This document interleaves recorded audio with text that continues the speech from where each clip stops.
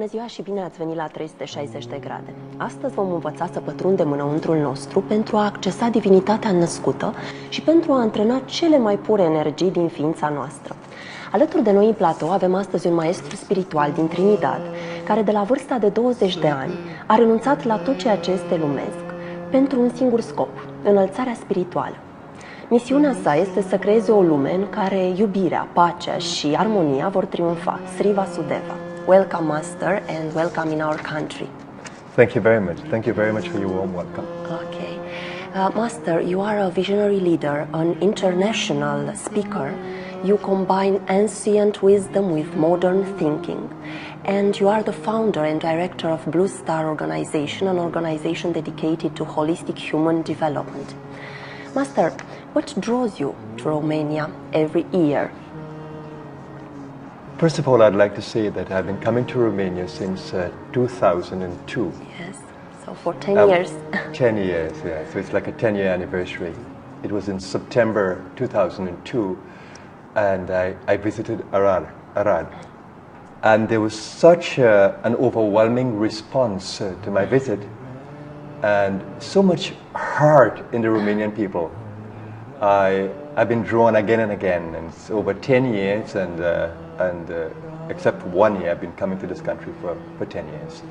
Yes, And when I think of coming to Romania, there's always a draw, an attraction. I think that there's a great interest in spiritual consciousness in Romania. And when I speak of spiritual consciousness, I speak of opening up the consciousness to respect life, to want to know more about self, about transforming community and environment. So I see spirituality in the widest context.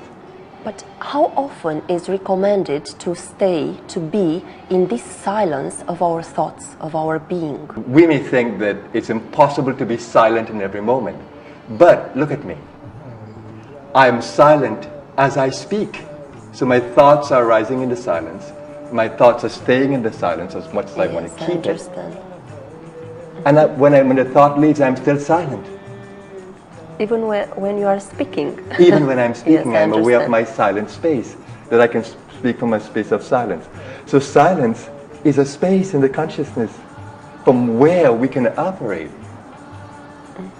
Now, we may think when a person is verbally quiet that they are silent, but a person cannot be saying anything, or but a lot of thoughts in the mind. Can be quiet, but not in the silence of her or his thoughts. So quiet physically, but not mentally silent. Exactly. And what is more important? Mentally, of course. Yes, I see. Are we really using our intellect? Now, intellect is our processing tool. Yes. I can reason about some kind of situation, analyze it, simply because I have the skill of the intellect. I mean, when we want to achieve a certain goal. Yeah, that's what I want. So I'm getting to that. Yes. So if I want to achieve a certain goal, then I can use the intellect, my reasoning power, to create a vision of what I want to achieve. And I can use my reasoning power to determine whether this is a good vision for me. Yes. By analyzing and thinking, is this a vision that will make me a better person? Or not. Or not? Is this a vision that can help my community? And that's how I make a better decision, by creating visions that can transform me into being a better person and transforming my community into being a better place. So I can use my intellect to create a vision. I can use an intellect to protect my mind from too much worry. Yes. And say, look at myself. Why am I thinking all these things? Let me be a little more silent. And silent affords us, or gives us the opportunity of what is called intuition. So this brings me to the idea that I'm in an intelligent universe that is in connection with me and in connection with everyone else. So I'm not isolated. In the same way we have the internet and computer, and we can write something in a browser, and we get so much information. The universe is rich with information in the mental atmosphere, in the mental field. And if I were to think something now and create an intention, information can come from that field through my mind. Oh, wow, I have an inspiration. And whatever we are looking for, it's coming through our mind. But of course, we have to have the kind of language, the understanding, the symbols in our consciousness to understand the information that is coming. So a mathematician, for example, can pick up information from the space very quickly if it's a mathematics issue. Yes, yes. Master, what's the reason of the obstacles in our lives? Do we learn more through the obstacles? Yeah, and all of us, if not most of us, or most of us, if not all of us, would experience obstacles in life. Yes, unfortunately. Well, I'm not sure if it's unfortunately. Yes. Because obstacles can make us better people. Yes. Obstacles afford us the opportunity to learn. And when we meet an obstacle, it is saying something to us. It is saying that I am not aligned to my universe. Yes. And if I were to observe what happens, the experience of the obstacle, then It's something wrong with me, Yeah. not with the universe. Absolutely. Can I not learn something from it? And do I not have the opportunity to treat with the situation differently from a number of possibilities? And that brings me to another important point. It's a universe of all possibilities. Yes. I can choose to be a better person, or I can choose to be a worse person. I can choose from all the possibilities before me every day. So, using the intellect, analyzing from a field of all possibilities, I can become what I want to become. But how can we analyze correctly our experiences? Because maybe sometimes we don't understand correctly the experiences we are going through. Yeah, staying with the point of obstacles, I believe, are placed in our path meaningfully and purposefully by the universe to help me to grow. So this brings me to the idea that my universe is intelligent. My universe knows who I am, like a GPS. It knows who I am, it knows where I am. And my universe loves me. My God loves me. The divine loves me. And so is the divine trying to teach me something? Is my universe trying to teach me something? And then, if it's trying to teach me, wouldn't it help me to find a solution as well? Yes. So we say it's a gracious universe. As much as it will challenge you to grow, it will also cradle you and support you. So when we are analyzing, we need to think about this. My universe is loving me and sending me this obstacle. But in all cases, if you look carefully, we'll see that we grow from obstacles. A person may have an illness, and it challenges them to learn more about the body and to learn more about health. And learning the rules of good health, they recover, and then they start sharing the information with people. So wasn't the illness a blessing in disguise? So if you look carefully, you will see, if you look carefully with a more open mind, Yes. a more open consciousness, you will see how the universe is wise, how the universe loves us. And how the why universe- is sending us? Yeah. He's sending us It the informs obstacles. us. And it's giving us the opportunity again and again and again, infinitely, to be better. Yes. But when we learn, then life becomes a play, it becomes a joy, because now we know the rules. If, for example, I know that this food is not going to be good for me, but it tastes nice. But I know that every time I eat it, I suffer. So soon enough, I'll make better choices. And I will learn to like other things. I may learn to like things that I didn't like before. So, life becomes a play. Because now I understand the rules of the game. Yes. If I do this, this will happen. If I do this, this will happen. So now I understand the rules of the game. So life can become a play if we begin to learn from every obstacle. We will not make the same mistakes again. Yes. In your conferences, you told us that we have the power to select the information that we want to store. So you said that we poke our eyes everywhere. We receive all kind of information and we explore many things, but there is a danger here, a danger to be haunted by this information. So we have to be very carefully what kind of information we allow through our senses in order not to be haunted. by them. Yeah. If we look very carefully, Is really a danger? no, but first I want to comment on what great beings we are, that we are equipped with such senses of hearing, seeing, smelling, tasting, touching. We are equipped with a sensory system that allows us to experience a universe. And we are equipped with a mind and intellect that allows us to process the information that is coming from the universe. Yes. And we are equipped with a memory that helps us to recall the experiences of yesterday.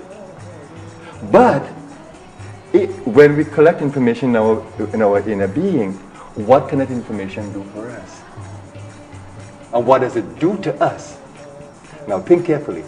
When you feed a little child that is growing up all these violent movies about murders and about delinquency and addiction and smoking is good and the vices are good and the drinking the alcohol is so good, but we know that these are unhealthy practices. So when we feed a child this information, they grow up thinking that all these unhealthy practices for the human being are good, and they keep that in the system. And when they are in the active life, they are guided by these things. So what you put into your memory stays in there as vivid images. So the abuse of the childhood, for example, remains in the child as a very powerful memory, and it may Maybe for his entire life. Yes, and may create a low self-esteem. So we have to be very careful with how we put images in our minds. So it's extremely important to be able to protect your mind and to keep only those thoughts in your mind that are healthy for you, that are good for you, that will make you a better person and make the world a better world. So you see how important this memory that we have is. I'm very careful about what I look at, what I see, how I process, because I want only the most beautiful thoughts in my being. And of course, I don't condemn the others, but it's not the choice I will make to look at a movie with murder. Yes. And to look at sexuality that is not good, it's unhealthy. So, or look at love that is skewed, it's not true love. So when I look at movies with true love and respect for property and respect for environment and good themes that make us better people, then these are the thoughts that will come up in my mind again and again. So it's extremely important for our health and well-being and the well-being of society as we come into a new age to treat with the memory in a better way. Yes. And we don't think that way. We have never been guided to think that way. Yes. You said don't give up until you are satisfied. What do you mean? I am the one who believes that I have the power because of the gifts I've been given by the universe to think, to analyze, to create the emotions I want, to drive my being how I would like to understand my world, to learn from mistakes, to not be afraid of challenges, to live fearlessly and learn. So if I have all these gifts and these tools, then certainly I can achieve anything I want in my world. Of course, yes. So we should not give up. If we have any vision, we should not give up. But what is more important is working intelligently with life, the universe. Because in this universe, it's not about what I want, it's about what we all want. That is what creates a universe, the desires of all.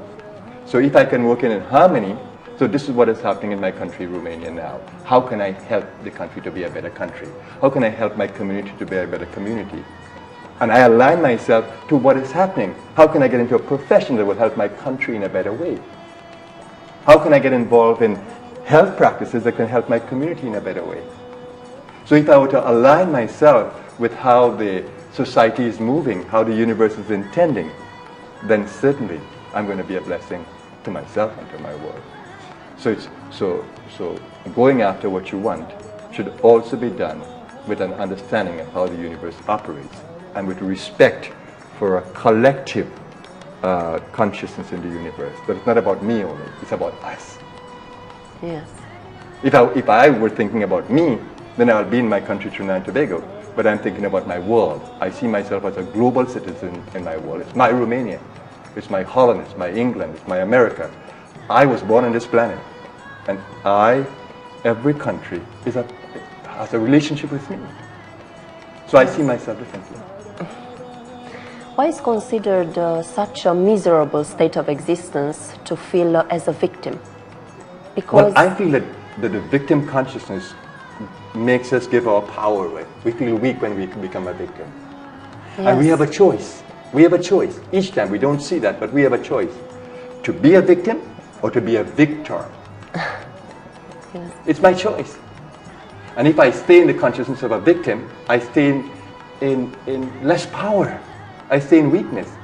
But if I stay believing Yes. that I have the power to not be a victim, but to be in charge, the universe gives it to us. I'm equipped with all that I need to achieve anything I want. Why should I be a victim? If I feel that someone has humiliated me, made me less, I try to understand why. And I don't want to give my power away. I want to make myself more powerful. So I try to understand why this person humiliated me. And then I may have a dialogue. Why did you treat me like that? So instead of just staying as a victim, I want to do things that come out of that victim consciousness. So what I'm saying is that stay in your power, that you have unlimited power and potential within you. Stay in your power, it's your choice. Don't be a victim. So that's why it's so dangerous to give up in helplessness. Yeah, never should we give up. And then if you want to put a divine dimension to this, that certainly that which created us, which we call God, is always there for us. Why do we think that which created us has forsaken us? No. The divine, however we conceive the divine to be, is always with us. Even now. That's why I travel fearlessly across the world. Because I know I'm taken care of by a greater power. All I need to do is to be aware of it, acknowledge it, and stay in the grace of that power. Yes. So why is it so difficult for us to come out of our limited emotions? It's conditioning. Because we are not taught to grow the self-esteem. We don't have the guidance. Look at the schools, for example. Who teaches us about us? It's about what to learn, get a diploma, go and work. But what about me? Who am I?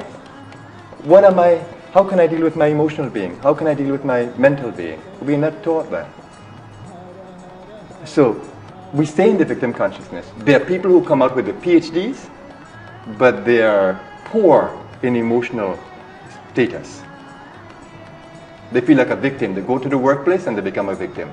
They have not the power of communication, not the power of dialogue, not the power of a higher consciousness that believes all is possible.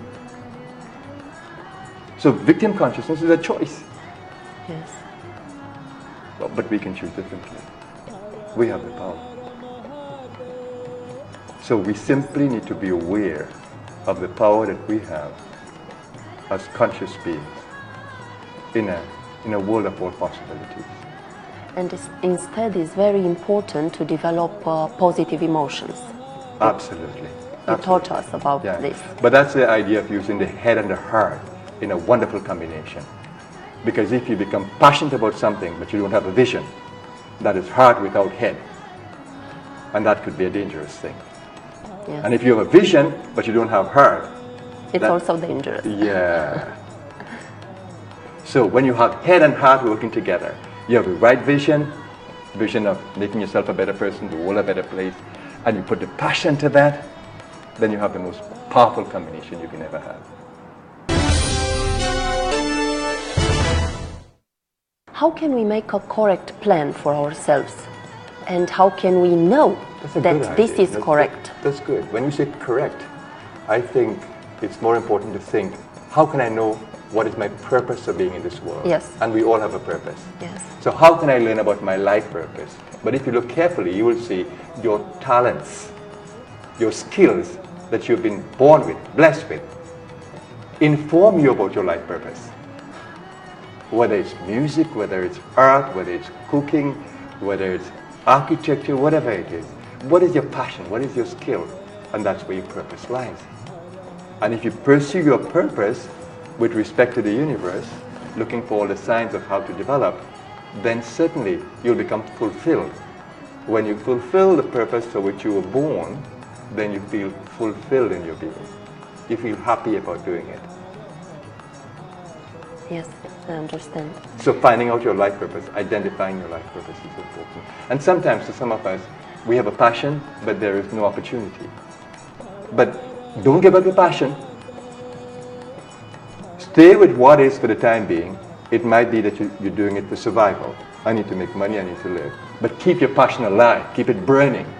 And at some point, I'm sure that you'll be able to do something more about your passion. But live life in such a way that you feel fulfilled every day in what you're doing. So if you're not doing the thing that makes you completely passionate and happy, understand that it's also important to survive in the world. So you make your job or whatever, even if you don't have the passion, the best one. Yes. And when you serve people, you serve the environment, it's always a good thing. But when you can make your work your passion too, or habit is your passion, that's the most beautiful thing that can happen. Is it so difficult to reach the state of freedom for us? Yeah, and I'm glad you qualified for us, because some of us believe that we can't. Again, we live in the limited consciousness of victim consciousness. But yes, we all can. The universe is built with that grace, that blessing, that we can find our freedom again. But it lies in taking an inner view, not an outer view. It lies in asking the question, who am I? What is my potential? What is my power? So unless I do that self-assessment, I will not be able to find the true freedom. Because true freedom is not about having all the money in the world, yes, or having all the property in the world so you can do anything. Anything you want with them, yes. Because you might be mentally and emotionally poor. You don't have good social skills, for example, or your mind is not in a very positive way all the time, and you're worrying about the millions you have, and then you have health issues. So it's more important to stay, to take that inner view and explore the power that you have in your own consciousness, because you have awesome power inside. You have great power inside to achieve anything that you want to achieve. Why the path of love is not an easy path? Because a lot of us become wounded in love.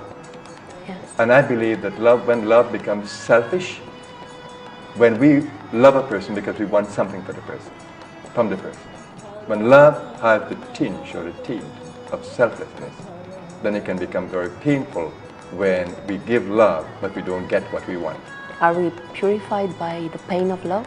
Yeah, I like when you say that, because love will always purify us through pain.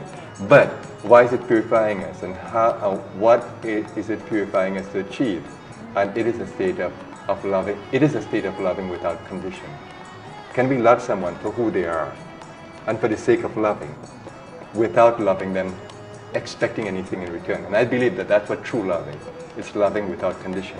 If I love you without condition, then no matter how you treat me, I'm still loving you. And I think that that's a winning kind of love. Yes. It's a love of the Mandela or the Gandhi or the Mother Teresa. It is the kind of love that can bring freedom. Yes, but it's difficult to do it. It's difficult because it's because of our conditional. nature, It's of course. No. Yeah, because of our tendency. Of because our we have a tendency, better yes, nature as well. yes. But coming back to the point of freedom, because I just remembered we had that conversation a little earlier, and it's an important conversation. Freedom can only come in our consciousness when we realize that we have the power to achieve the true goals of life.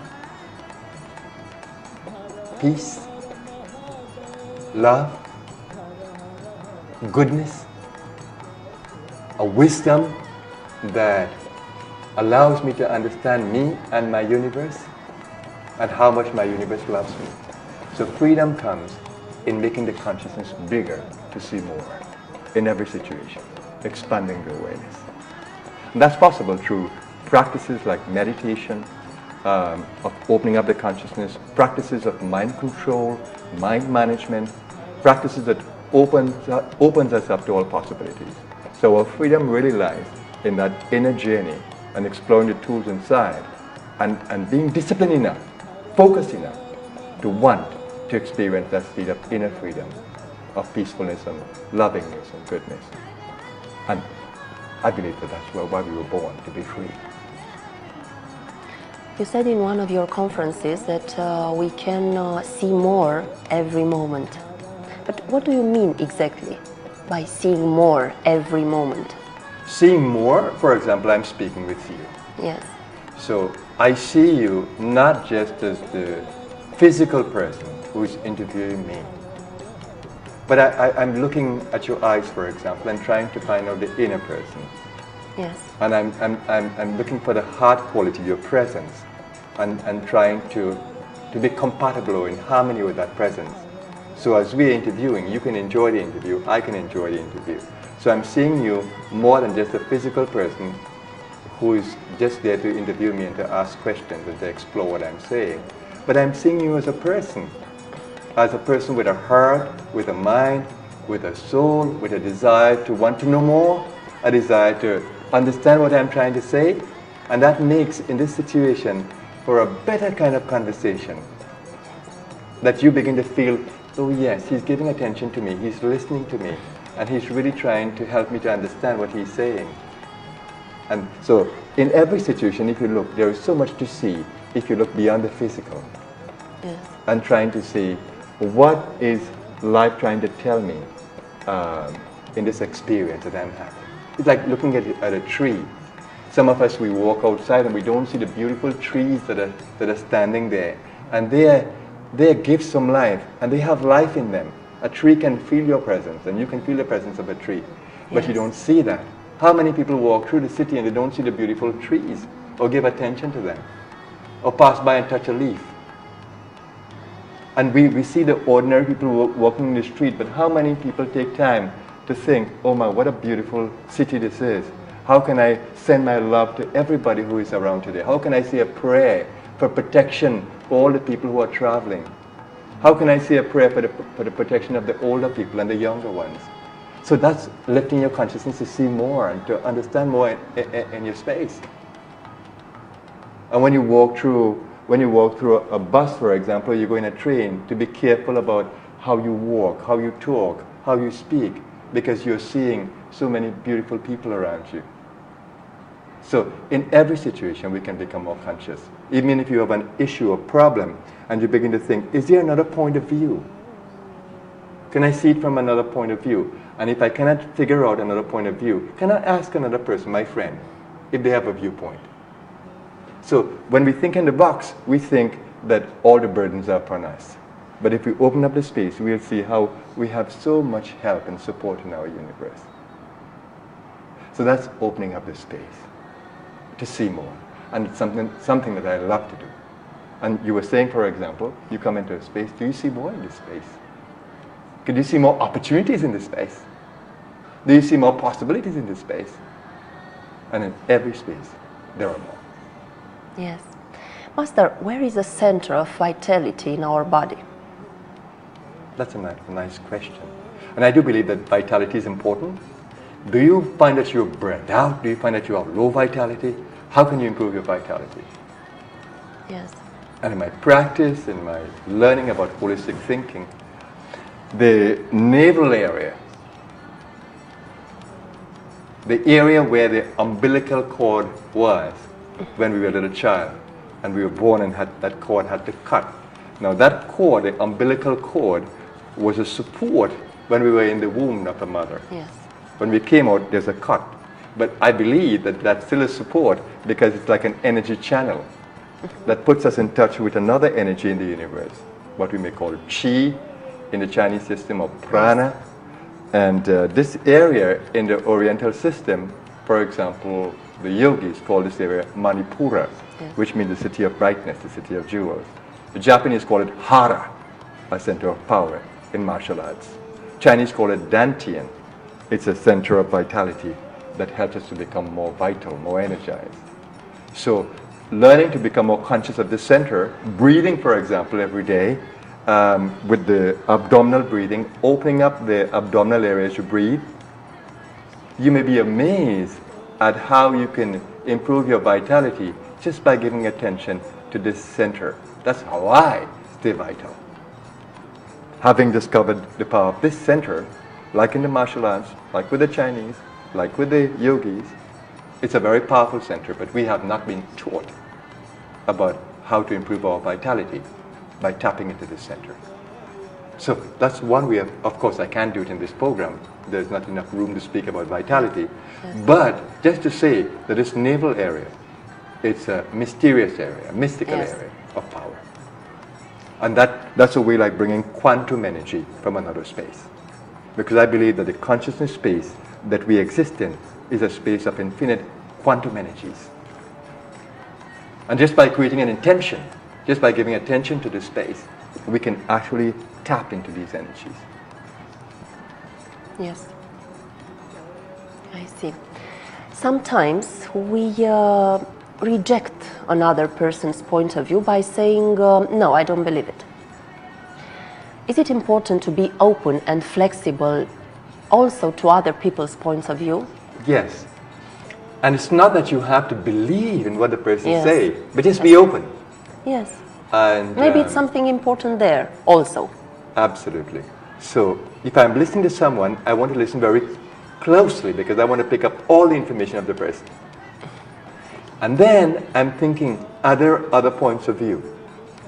Even when I believe what the person is saying, I'm always open to another point of view because there is another point of view. Because we cannot be seeing the all. So I believe that if we are more open-minded, we can find better solutions to things. And we can explore from a space of many more possibilities. In fact, if we were seeing through the eyes of others, our world would be a better world, wouldn't it be? If we saw through the eye of a poor person, if we saw through the eyes of an unhealthy person, if we saw through, we see through the eyes of a child, if we see through the eyes of our spouse, don't you think we'll have better relationships? But when we want to hold on to our own ideas and want to dominate with our ideas, not seeing the viewpoints of others, then it's like an abuse of our universe. So I think in any situation, being more aware and being more open to every point of view can help us to produce harmony in a space, can help us to have more of the unity consciousness in our space, and that's what our world needs today. More unity consciousness. If I'm speaking with you here and there is unity in our consciousness, then we have the best interview. Everything flows beautifully. But if I want to just tell you what I want to tell you, and I'm not listening to you, but I want to just say what I want to say, that's not good. I have to see through your eyes. I have to see that what you're trying to learn from me, and I have to meet with that in the best possible way. And that produces harmony with you and me, and so too with the world. By opening up our eyes to other points of view, we can help to co-create a better world, a world that we need. Why do we lose concentration? Concentration is a power that has to be developed. Look very carefully. If I were to ask you to focus on one thought for a minute or 3 minutes, you might find it difficult. Yes. You mean? If I ask you, repeat this word for 3 minutes without thinking of anything else, I'm sure other thoughts are going to arise. But it's possible for a human being to repeat something continuously or stay focused without thinking about anything else. And that's a skill that we develop. It's a mental skill that we all can develop, the art of concentration. So it is because it is not a learned skill. It's not a skill that is taught in the schools, for example. You go to university, you don't learn it. You go to all the schools and colleges, you don't learn it. We have never been taught how to concentrate. Yeah. And concentration is a very powerful tool. And in some of the traditional cultures, they teach concentration as a life skill. So it's a learned skill. Yes. How can we get rid of negative things? Because sometimes we feel like we have negative thoughts, negative energies inside our body, inside our mind, maybe inside our heart too, and it is very difficult to get rid of them. It seems impossible sometimes. How do you get rid of darkness? By light inside us. then negative thoughts, if you fight with them, you can have a very terrible battle. If you were to go in a room and you fight with the darkness without looking for the light switch, why is this place dark? Who didn't put on the light? Where is the switch? And I'm fighting with the darkness. All I need to think, there must be a switch here. There must be a light switch here. Let me find it. All darkness goes. So when we are caught up in negative thoughts, the first thing is accepting that they are there. Yes. And not to be in conflict with the negative thoughts. They're there for some reason. Accept that they're there. Otherwise, we keep on fighting with the negative thoughts. So look at thoughts in your consciousness. They are creations in your consciousness. Thoughts are created in the consciousness. Look at them and begin to explore other possibilities. We don't think that we can, but we have the power of choice. So if I were to think, do I have to think this negative thought? Do I have to think this angry thought? Or is there another possibility? So let me look at this thought. I see an angry thought coming up in my mind. This is interesting. Let me look at this thought. Now the moment we do that, we are opening up a space of possibilities. Yes. And if I begin to think, do I want to identify with this thought? Do I want to act through with this thought? Is this thought going to be a good thought for me, for my well-being, for the other person? Or can I explore another possibilities? Can I be indifferent? Can I be detached? Don't take it personal, what the person is saying? I'm staying in my power. I'm not getting angry. I'm not becoming negative. And then I begin to think, can I use compassion? Can I think that the person who is making me angry, that they're ignorant, they don't know better? And can I be compassionate for their ignorance? Or can I be kind to them? Can I see it in a better way and demonstrate how they should be? And look at how I created possibilities in this space. And now these positive possibilities are like light. They open up my space and they make me feel better. So always, when negative thoughts are there, accept that they are there. Observe them carefully, see what they're doing to you and what they can do to your space. Begin to explore other ways of acting, and then you realize that you have choice. Yes. Sometimes we don't think that we have choice, but we do. In every situation we have choice. To act or not to act, or to act differently. But we have the power of choice. Do we understand ourselves better by meditation? But first of all, we need to understand what meditation is. Yes. Meditation is not sitting down and closing your eyes and trying to concentrate.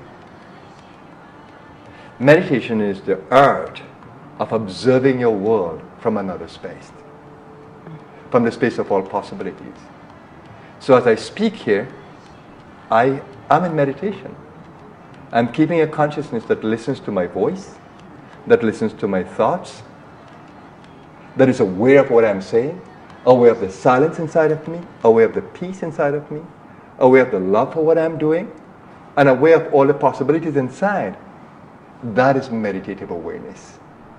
So even if I sit quietly and begin to observe my thoughts, begin to choose my thoughts, whether it's prayer, whether it's repeating a sacred word, whether it's sending love to my body, whether it's praying for another person. Meditation is the art of centering in a space of peace and love and goodness and focusing on that which is important to you. So meditation can happen while sitting with closed eyes. It can happen while speaking. It can happen while eating, meditative eating. It can happen while walking. It can happen while jogging. It can happen while I'm doing my fitness. In all those times of being one with my activity, being into my activity, and giving it my full attention and exploring every possibility of relating and bringing out my energy in the best possible way, I'm in meditation. So the old way of thinking is to think that meditation is closing my eyes, or meditation is about praying. But no, in a new way of thinking, meditation is in my every moment. It is where I am centered in my being. It's how positive I am. It's how open I am. It's how I can tap into the space of all possibilities. It's how I can live at optimal well-being, at the best energies that I can have. That is meditation. So it is possible that we can be in this meditative state in every moment. There is a principle of achieving what we want to achieve. So you said that the clearer the picture in our mind of what we want to construct, the faster the goal, our goal, could be achieved. Or it's exactly like this in our lives. Yes. And if we create a vision of what we want to achieve, and we hold that vision strong in our mind, and we are connected to the universe mentally, emotionally, by these energies, then these energies can connect with all the instruments that can help me to achieve what I want. But if I don't keep the vision very firm in my mind, my universe will not know how serious I am. So when I keep the vision firm in my mind, it's like telling my universe, reminding my universe, I need this, I want this. And if you're wise, you will want what the universe gives you. You will say, if it is your will, my universe, if it is your will, my divine universe, you give me what I deserve. I want this, but you give me what I deserve. So create a vision for yourself. Stay with it so your universe knows that you're serious. And then submit it to the divine will of the universe. Let it happen only if you think I need it and deserve it. Because I don't want anything negative to happen if I were to get this. Because sometimes we go after a vision, but it's not good for us, but we want it. The universe gives, because the universe loves to give us. And when we get it, we suffer. So if you're wise, you will say, my universe, I want this, but please give it to me only if it is good for me. Yes. And then you get what is best. Yes, this is very important and a very interesting thing. To ask the universe to give us only what is good for us, not what we want, because we have this habit to ask what we want and then to be punished by our own desires. Absolutely. Master, what can you tell us and what do you think about the future, about 2012? That's a nice question. I, with my own perception, feel a difference in 2012.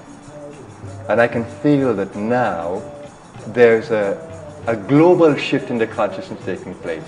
There is more spiritual consciousness in the world, a greater consciousness of love and unity that is happening. And I do believe in what the Mayans spoke about, that in 2012 their calendar comes at an end. But it doesn't mean the end of the world. It means that we are given all the tools now as human beings. We have such a global consciousness now and such awakened energies in our world that now the time has come for us to create a new world. So a new calendar is beginning. The Mayans we have completed the last one. We have reached a state of evolution. Now we are into a new age. And the new age is about what we can co-create as human beings with awesome power. So that's what I feel in 2012. So, for example, you see this little book here. It's called Making the Shift. I spent 40 days in a retreat with people from all over the world and about making the shift in the consciousness. Because I believe this is a year of shift. And these are very powerful messages of shift. How can we make a shift in the consciousness? How can we align ourselves to the global shift that is taking place? And we need it. For the change in the climate, the change in the economic condition, the change in the environmental nature of our world, we need to make a shift because we human beings have such power. When we do things to abuse our world, we're destroying our world slowly. And because now we have this global consciousness, we have such power. So we can destroy our world in an instant, the kind of weaponry we have in the world, and the kind of violence that we can see in the world. We can destroy the life in the world very quickly. So it's really important that we human beings make a shift in the consciousness to become better people, to be a better world, to work more in harmony with each other, which is called unity consciousness. And I believe that's what the universe is trying to get us to do and to be, to unite in this consciousness. and to create a better world, to be protected to the environment, to life.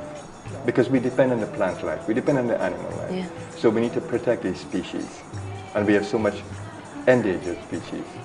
But I believe the call of 2012 is for us globally to unite, nations to unite, for there to be more dialogue between people, that we can become one world, one family, one human family. That's the call of 2012. That's what the Mayans were trying to tell us. That's what Nostradamus is telling us. Yes. A clean page to write upon. And that's the call. So can we do it? Can we do it together? Can we do it in Romania? Can we do it in every country? The responsibility is in our hands. We can change our world. We can co-create a new world. Let's do it together. Let's do it today. Let's do it now. Thank you, Master. In our world, we need leaders like you to bring us wisdom, unconditional love, kindness, and peace. And we thank you very, very much for all you have taught us today. Îi mulțumim maestrului Sri Vasudeva, iar pe dumneavoastră vă așteptăm cu drag și sâmbăta următoare. Până atunci, alege să nu te pierzi și privește lumea detașându-te de ea. O săptămână minunată. La revedere!